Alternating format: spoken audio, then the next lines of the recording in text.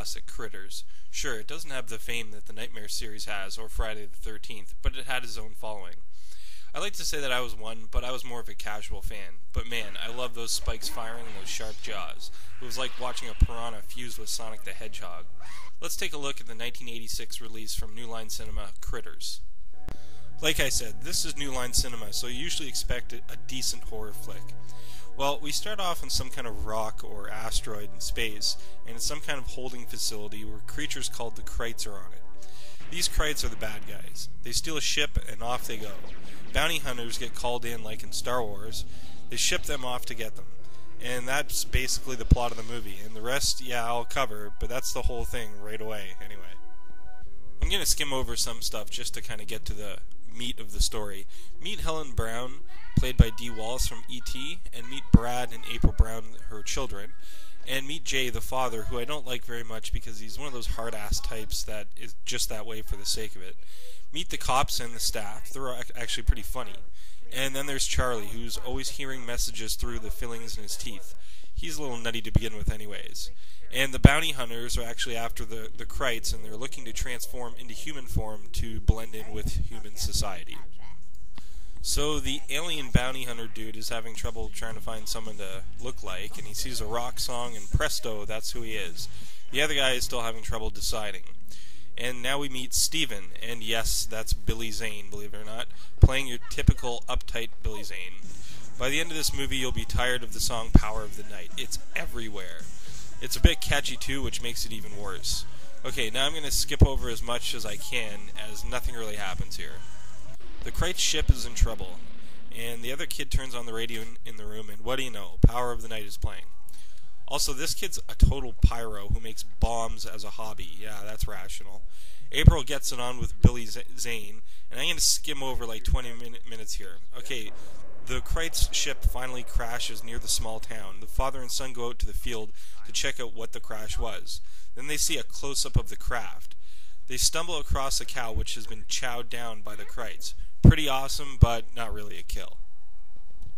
Jeff the cop sees something across the road and spins out.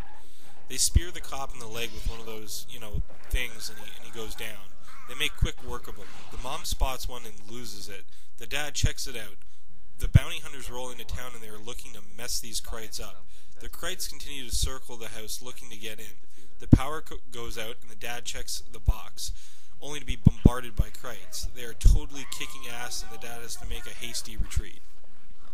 And by the way, I think those little darts that they shoot at you make you tired or something, like NyQuil, because every time someone gets hit, they get drowsy. The last bounty hunter turns into the dead cop, Jeff. The family nurses the dad. Meanwhile, Billy Zane is showing why he landed the role of the Phantom. Then he gets attacked. Brad saves the day with a cherry bomb, but Billy Zane is no more. What a shame.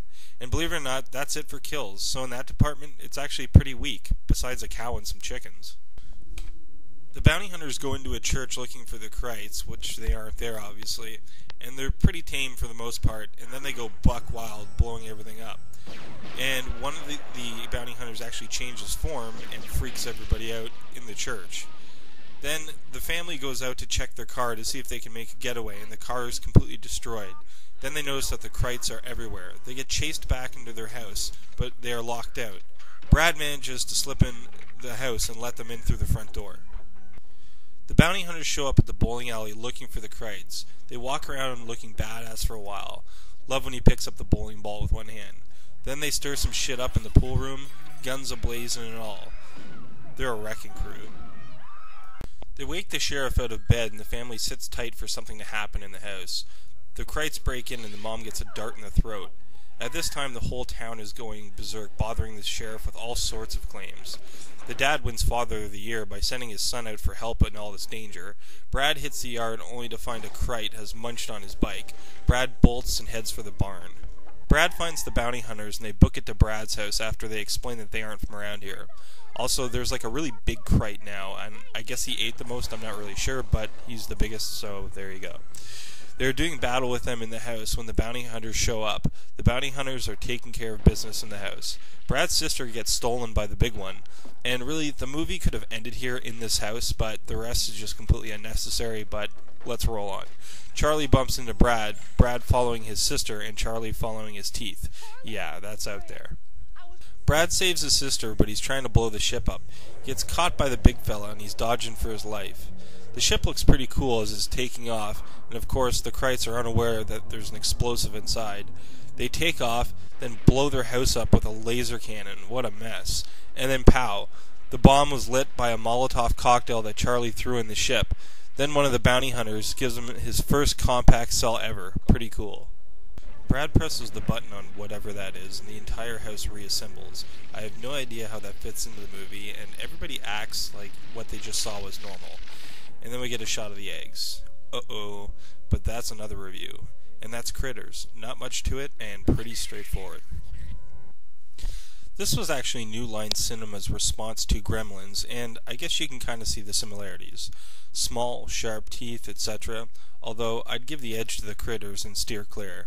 And although I'm not really sure how Gremlins did, although I'm sure it did pretty well, the cost of this movie was only $2 million to make, and grossed 13, so the path for sequels was set.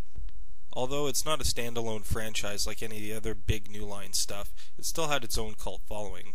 I would rate this a 5 out of 10. Besides, the Krites obviously being puppets to the point where you can see their hands inside of it, it's not a bad flick, and you may catch yourself taking an extra peek around the corner at night. This is Pat for HMRG. Remember to sub, and take care. Bye.